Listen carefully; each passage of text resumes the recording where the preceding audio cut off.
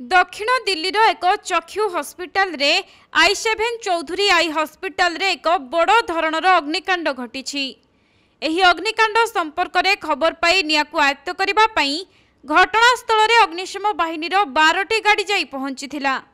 सूचनायोग्य जे आज दिन पाखापाखि 11टा समय रे अग्निशम विभाग को आई7 चौधरी आई हॉस्पिटल रे निया लागिथिबा खबर मिलिबा परे संगे संगे 12टी अग्निशम बाहिनीर गाड़ी सेठारे पहुंचीथिला एवं समय थाउ थाउ अग्निशम कर्मचारी माने निया को आयत्त करिथिले।